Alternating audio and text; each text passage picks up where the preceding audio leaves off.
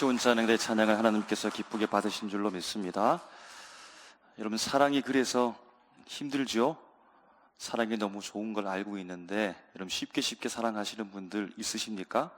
오늘 찬양의 가사에 보면, 또 성경 말씀에 보면 모든 것을 참으며 이렇게 말합니다. 요것만 참으며 5가지만 참으면 된다라고 하는 것이 아니라 1부터 10까지 모든 것을 참으며 모든 것을 견디며, 여러분, 그래서 사랑하는 것이 힘든 것이고, 하나님께서 독생자 예수 그리스도를 이 땅에 보내신 것은 하나만 보낸 것이 아니라 하나님 전체를 통하여 우리를 사랑하시는 모습을 보이셨고, 예수 그리스도께서 우리를 위해 사랑하신 그 사랑은 누가 봐도 참으로 힘들게 사랑하시고 참으로 위대하게 사랑하셨다는 사실을 여러분 기억하고, 참으시되 모든 것 참으시고 견디시되 모든 것을 견디시고 바라보시되 우리에게 충분히 주시고 천국을 마침내 허락하실 그때를 바라보면서 사랑하며 살아가는 우리 모두가 되시기를 주님의 이름으로 축복합니다. 여러분, 사람이기는 한데요, 아무것도 못하는 상태, 가장 약한 상태, 그때 시기에 사람이 있습니다. 바로 저 위에 잠옷실에 지금 앉고 어르고 있는 아기 때입니다. 그럼 아기 때에는 하나의 인격체의 사람이 분명한데 아무것도 할 수 없습니다.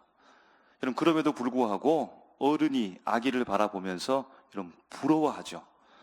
부러워하는 것 3가지 정도가 있는데요, 첫 번째는 해맑음, 그 순수함, 그 깨끗함, 그 때묻지 않음에 대해서 참으로 부럽습니다. 여러분, 부러우십니까? 여러분, 2번째는 비록 지금 당장에는 정말로 아무것도 할 수 없는 정말로 무기력한 존재처럼 보이는데, 그런데 알지요? 그 아기의 마음 속에는 우주보다 더 큰 가능성이 존재하고 있다는 것, 태양보다 더 뜨거운 그 열정과 가능성이 그 속에 지금 차오르고 있다는 사실을 압니다. 그래서 참으로 부럽습니다. 마지막 3번째는요, 아주 현실적인 문제라고 할 수 있겠는데, 여러분, 아무 걱정 없이 살아가는 모습을 보니까 너무나 부럽습니다. 여러분, 아기가 아이고 아이고 하면서 걱정하는 소리 들어보셨습니까? 들어보셨다고요? 아이가 이런 고민 저런 고민하면서 수심이 가득한 얼굴로 인상을 쓰고 있는 모습 여러분 보셨습니까? 어떤 아기도 여러분 그런 인상을 쓰고 있지 않지요. 걱정 없이 먹고 염려 없이 자고 혹은 배설하면서 여러분 그렇게 잘도 자라납니다. 아기는 걱정이 없습니다. 염려가 없습니다. 여러분, 이 말에 우리가 정말로 100% 공감하면서 동의하기 위해서 어떤 때에 우리 그 아기의 그 순수함과 깨끗함과 걱정 없음에 대해서 여러분 부러워할 때가 있냐면, 내 삶이 너무 괴로울 때요, 내 삶이 염려와 걱정으로 가득한 것을 알고 있는 그때에 여러분 그 삶이 부럽다고 아마 경험될 겁니다. 사랑하는 삼일교회 성도 여러분, 걱정하십니까? 염려하십니까? 걱정하면 안 되는 걸 알고 있으면서 걱정하지요. 염려하는 것 안 되는 걸 알고 있으면서 염려하지요. 사실은 저도 그러한 것 같습니다. 걱정하고 염려합니다. 그 길을 한 자라도 더 할 수 없는데, 내가 걱정 아무리 많이 하고 염려 아무리 많이 한다 할지라도 문제 해결이 있어서는 사실 도움이 안 됨에도 불구하고 걱정과 염려 가운데 살아갑니다. 여러분, 무엇 때문에 걱정하십니까? 무엇이 우리를 염려하게 합니까? 오늘 본문에요, 초대교회 성도들에게는 어떠했을까요? 그들에게도 걱정이 있었을까요? 그들에게도 염려하는 바가 있었을까요? 그들도 염려하면서 걱정했습니다. 염려와 걱정의 기본적인 내용은 사실 2000년 전 그때나 2024년 오늘날 살아가는 현대 문명 속에 살아가는 우리나 그 기본적인 내용은 별반 다르지 않은 것 같습니다. 옛날이나 수천 년 지난 오늘날에나 살아가고 있는 삶의 기본적인 걱정의 내용은 거의 같다라는 겁니다. 살아가는 것 자체가 괴로움이죠. 살아가는 것 자체가 어려움입니다. 그래서 거기로부터 동반된 걱정과 염려가 우리의 삶을 항상 감싸고 있는 것 같습니다. 여러분, 그래서 고난도 어렵고 걱정이지만 좋은 것조차도 걱정하고 염려하면서 살아가는 것 같습니다. 그럼 걱정과 염려의 큰 줄기를 보면 이러합니다. 먼저는 이런 건강 때문에 사람이 1차적으로 걱정하고 염려한다고 합니다.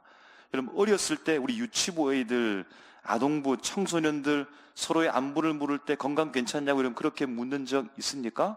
물론 혹 간혹가다 그렇게 볼 수 있겠지만, 여러분, 연세가 점점 높아지게 되면서 서로의 안부를 묻는 것이 건강 괜찮으신지요? 평안하십니까? 라고 하는 그것이 우리에게 자연스러운 인사말이 되는 겁니다. 여러분, 그런데 2000년 전 초대교회 성도들도 건강 때문에 걱정했다고 합니다. 두 번째는 경제적인 문제로 걱정할 수 있다고 합니다. 이것은 내일에 대한 문제입니다. 단순히 돈이 있고 없고의 문제가 아니라 내일을 염려하는 겁니다. 미래에 대한 불확실성 때문에 걱정한다는 겁니다. 여러분, 2000년 전에 초대교회 성도들도 내일에 대한, 곧 경제적 어려움을 포함한 실질적 고난의 문제에 대하여서 걱정하고 염려했다고 합니다.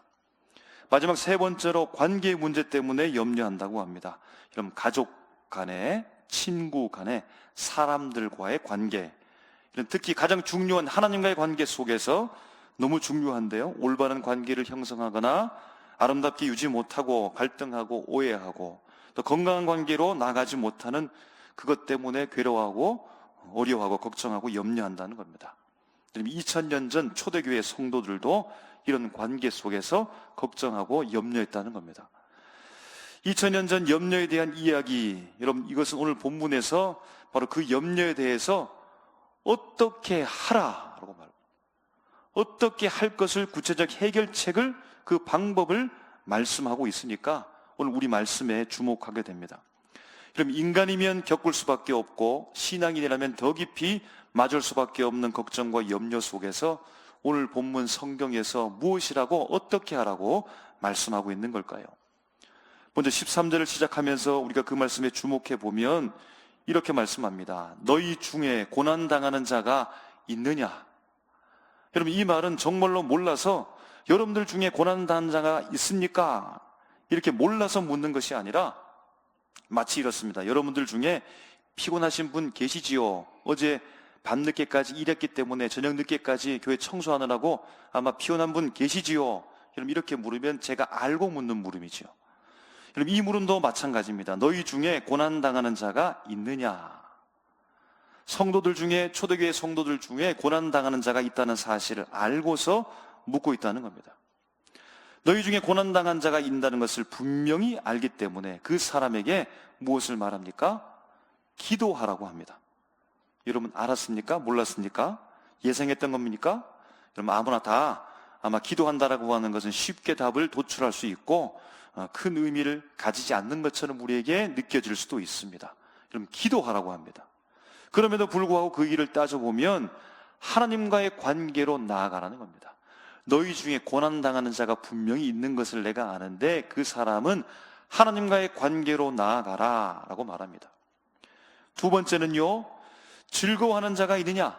즐거워하는 자가 있다는 사실을 안다는 겁니다. 그래서 동일하게 설명조로 묻고 있습니다. 즐거워하는 자는요, 어떻게 하라고 합니까? 찬송하라고 합니다.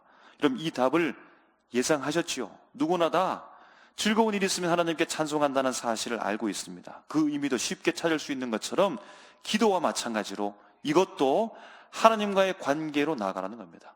즐거워하는 것을 가지고 하나님께로 나아가라.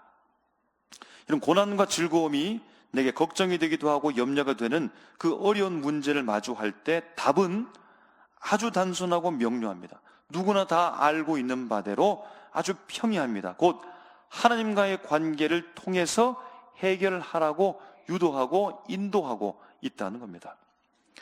14절 말씀을 이어서 보면 걱정과 염려가 나오는데 이번에는 좀 더 심각한 것 같습니다. 병든 자가 있느냐라고 묻습니다. 너희 중에 병든 자가 있느냐? 여러분, 이번에는 중요합니다. 왜냐하면 병이라고 하는 것은 한 사람에게 있어서 생명과 직결되기 때문입니다. 그래서 큰 위기의 상황이라고 볼 수 있겠습니다. 그럼 병에 걸렸다라고 하는 것은 그것 때문에 사람이 걱정하고 염려하는데요, 오늘 말씀에 그 해결 방법을 아주 구체적으로 말씀하고 있습니다. 먼저 교회의 장로들을 청하라고 말합니다. 그리고요, 교회의 장로들이 그 환자에게 가서 주님의 이름으로 기름을 바르고 기도하라 이렇게 말합니다. 여기서 특이한 점이 있다라고 한다면 기름을 바른다라는 말인데, 여러분 이 말씀을 그 의미를 찾아보니까 고대 사회 속에서 기름을 바른다라고 하는 것은 물론 치료약, 치료제로서 기름을 바르기도 하지만 그럼 그것보다는 효력의 기능보다는 상징적인 의미가 더 컸다는 겁니다. 기름을 바른다라고 하는 것은 구별한다. 기름을 바른다라고 하는 것은 축복한다는 겁니다. 기름을 바른다라고 하는 것은 헌신된 자를 확인하는 어떤 의식적 절차다, 그렇게 되어져 있다는 겁니다.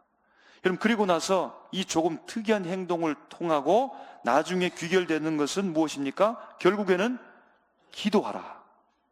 기름을 바르면서 기도하라 라고 말합니다. 질병이라고 하는 걱정과 염려도 결국에는 어떤 특별한 방법이 아닌 우리가 늘 하는 말 앞에서부터 계속해서 우리가 보고 있는 그것, 바로 기도하라고 결론을 맺고 있다는 겁니다.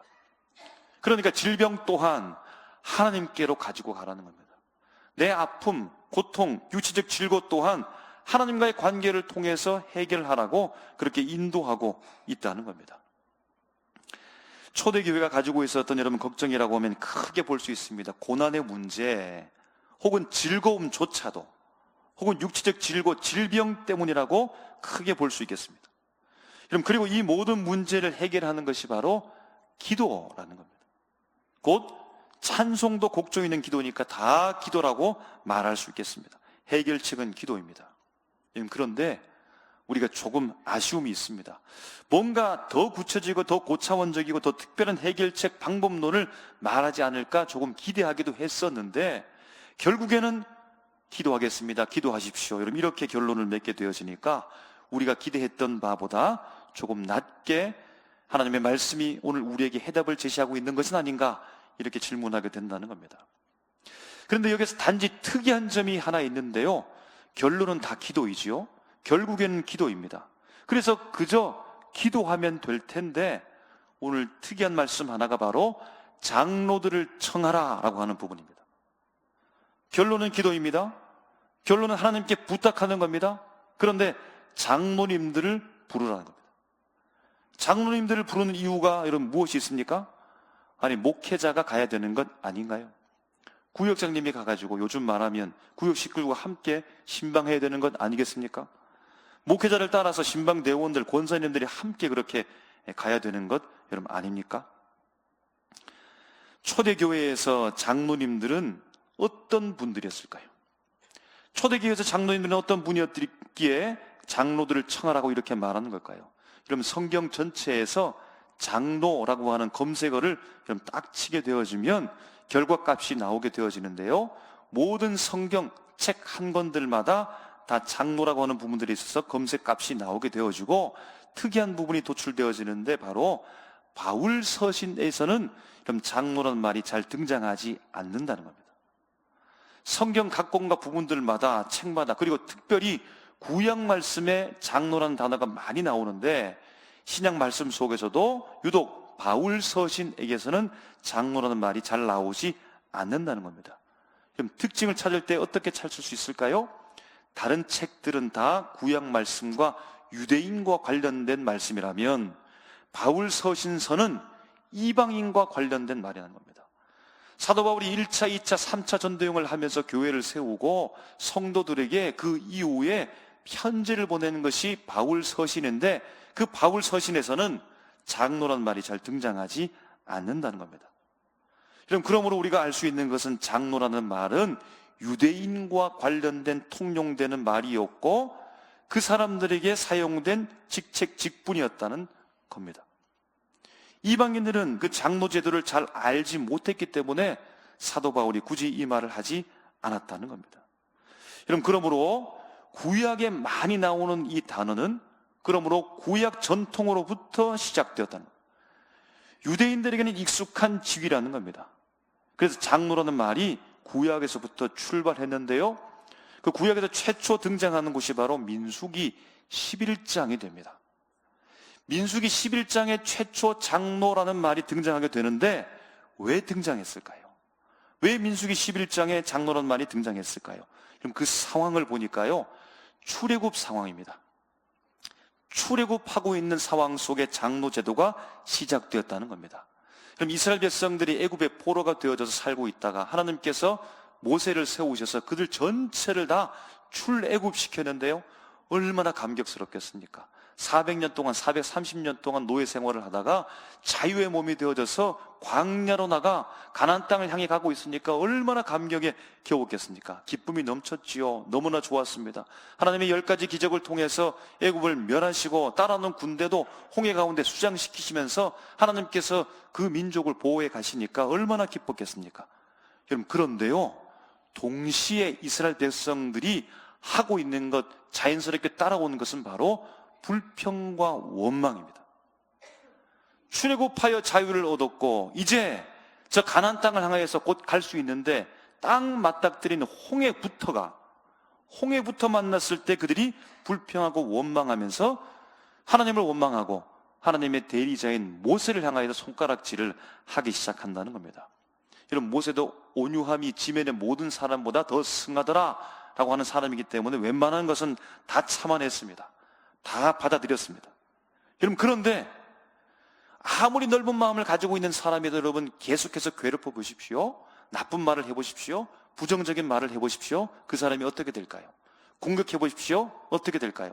처음에는 받아들이고 품어낸다다가 그럼 그 사람도 인간이기 때문에 할 수 없는 때가 오는 겁니다. 버거워할 때가 오는 겁니다. 그럼 바로 11장 말씀에 그때가 온 겁니다. 이스라엘 백성들이 불평하는데요, 이번에 불평에 대한 내용은 이겁니다. 만나만 왜 먹느냐? 광야 땅에 아무것도 먹을 수 없는 곳에 만나를 내릴 때는 감사하게 그것을 먹었는데 만나만 먹으니까 이들이 다시 불평과 불만을 하기 시작한다는 겁니다.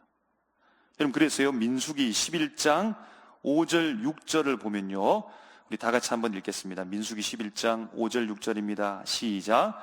우리가 애굽에 있을 때에는 값없이 생선과 오이와 참외와 부추와 파와 마늘들을 먹은 것이 생각나거늘 이제는 우리의 기력이 다하여 이 만나 외에는 보이는 것이 아무것도 없도다 하니 아멘.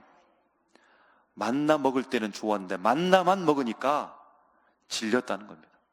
그리고 이내 모세를 향하여서 손가락질하면서 불평하는 겁니다. 옛날이 생각납니다. 애굽 땅에서는 그래도 우리가 생선 먹고 오이 먹고 참외 먹고 부추 먹고 파 먹고 마늘도 먹을 수 있었는데 점심때 가까우니까 배가 고프시죠?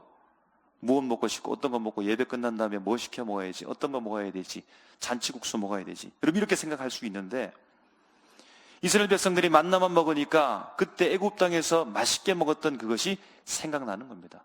종이었던 상태는 기억하지 못하고 내가 먹었던 것만 생각하면서 그때를 생각하고 자기들이 장막에 돌아왔는데 여전히 아무것도 없고 만나밖에 없으니까 불평하면서 이제는 억울하게 아이고 하는 겁니다.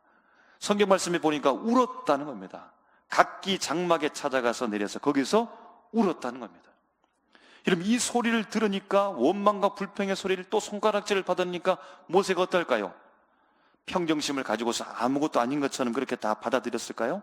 아마 처음에는 그랬을 텐데 그도 인간이기 때문에 또 받고 또 스트레스 받고 또 말을 듣고 또 불평의 소리를 들으니까 그 극심한 원망 속에서 도무지 견딜 수가 없습니다.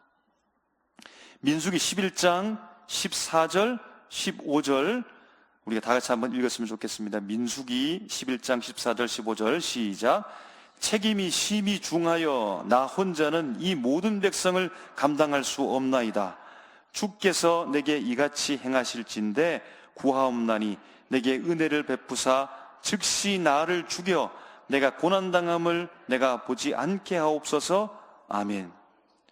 여러분, 모세도 그 넓은 마음을 가지고 있던 모세도 60만의 그 수많은 이스라엘 백성들을 출애굽시킬 만큼 대단한 지도를 가지고 있었던 모세도 하나님과 대면해서 소명을 직접 받고 사명 감당했던 그 모세도 그 수많은 이스라엘 백성들의 불평과 불만을 계속해서 들으니까 감당할 수 없어서 주님 힘듭니다, 이 정도가 아니라 주님 죽겠습니다, 그 정도가 아니라 주님 지금 바로 저를 죽이십시오. 제가 죽는 것이 훨씬 낫습니다라고 그렇게 말하는 겁니다. 이런 죽겠다고 하는데 하나님께서 가만히 계실까요? 하나님께서 그 죽을 것 같은 스트레스 속에 괴로워하고 있는 모세를 향하여서 모세를 돕기 위하여 하나님께서 직접 제도 명령을 내리는데요, 바로 70명의 장로를 세운다는 겁니다. 70명의 장로를 민수기 11장 16절 17절에 이렇게 세우라고 합니다. 제가 읽어드리겠습니다. 여호와께서 모세에게 이르시되 이스라엘의 노인 중에 내가 알기로 백성의 장로와 지도자가 될 만한 자를 70명을 모아 내게 데리고 와 회막에 이르러 거기서 너와 함께 서게 하라. 내가 강림하여 거기서 너와 말하고 내게 임한 영을 그들에게도 임하게 하리니 그들이 너와 함께 백성의 짐을 담당하고 너 혼자 담당하지 아니하리라. 아멘. 모세에게 임했던 주의 성령이 70명의 장로님들에게도 임하게 되어지고 모세를 대신하고 백성의 대표가 되어져서 백성이 괴롭고 어려운 그 문제들을 모세 혼자 담당하지 않게 하고 함께 그 백성의 짐을 짊어지고 어려운 문제를 함께 해결해 갔다는 겁니다.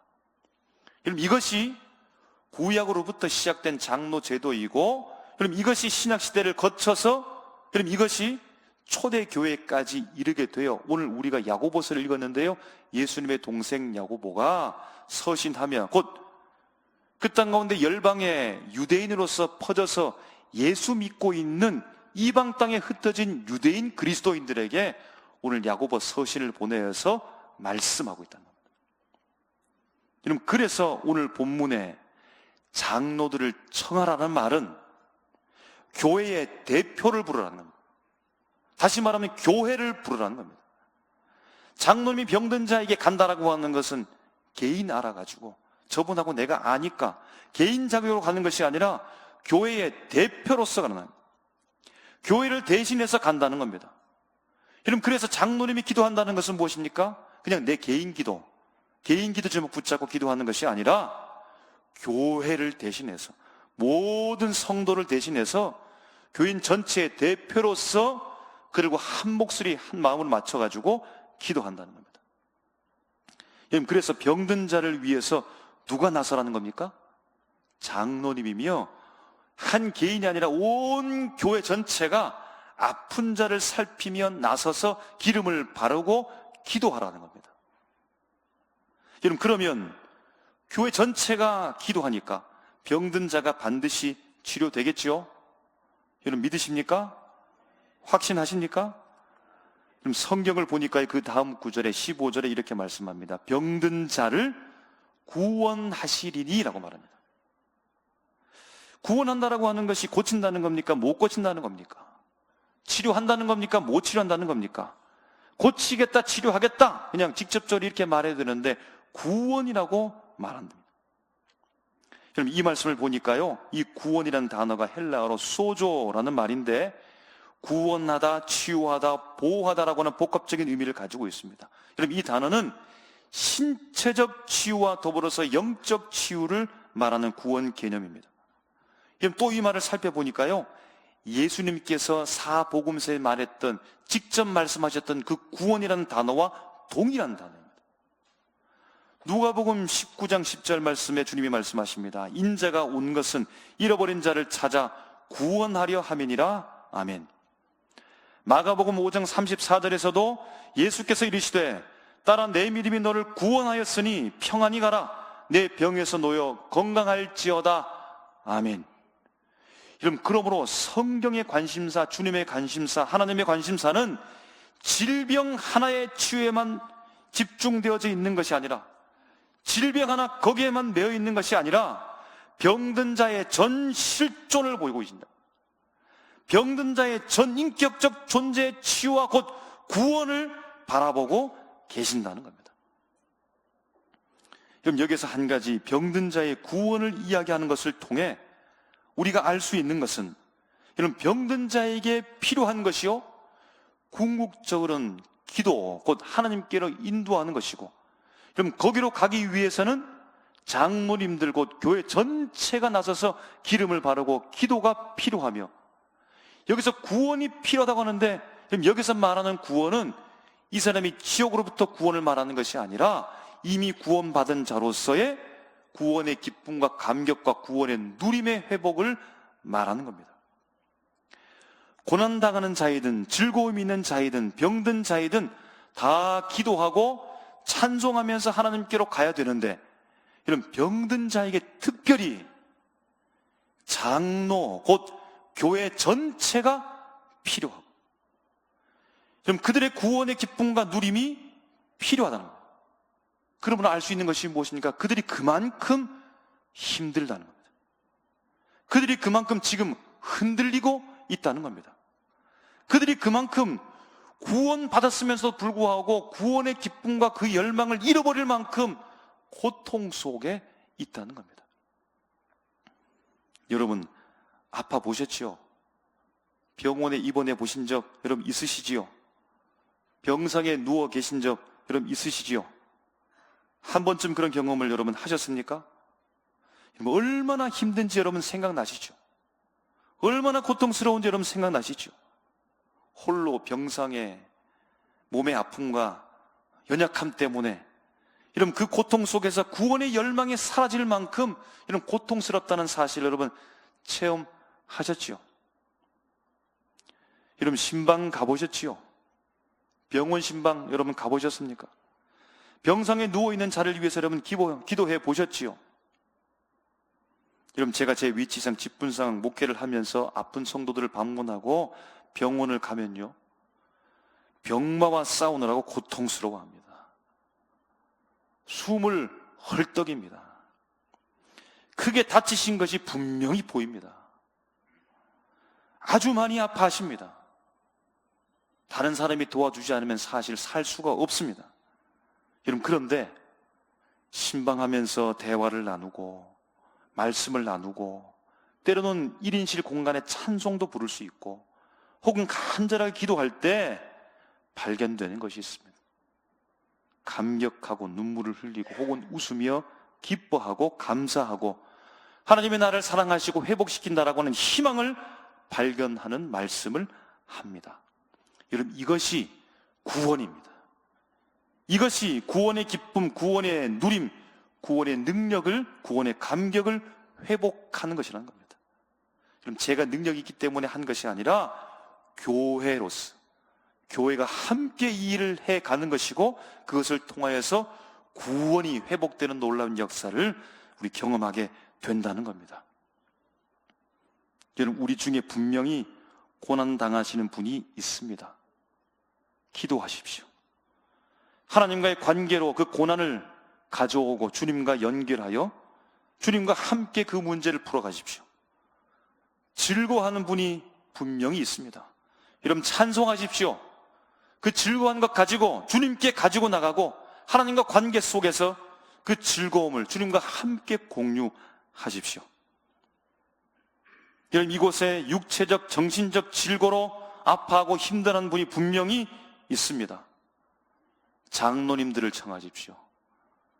교회를 부르십시오. 신방을 요청하십시오.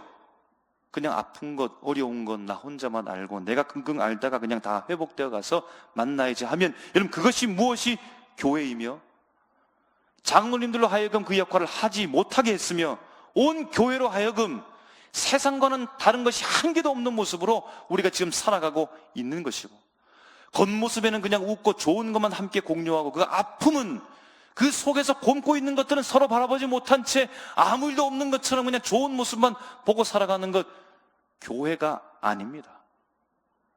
야고보 하나님의 사도는 오늘 그가 말씀을 받고 유대인으로서 이방 땅에 흩어져 있는 12지파와 같은 그 예수 믿는 사람들을 향하여서 장로들을 청하라고 명령합니다. 부탁합니다. 간구합니다. 교회를 요청하라고 부탁합니다. 간구합니다. 명령하고 있습니다. 그래서 장로와 교회는 찾아가서 병문안하고 하나님의 말씀으로 기름을 바르고 기도하라고 말씀하고 있다는 겁니다. 여러분, 그래서 그 말씀을 강조하며 예전에 이런 일도 있었다라고 그 증거를 말하며 예로 든 인물이 구약의 위대한 사람 엘리야 선지자를 말하는 겁니다. 여러분, 엘리야가 개인 자격으로 바알과 아세라와 총 850명과 되게 돼서 여러분 승리한 것이 아닙니다.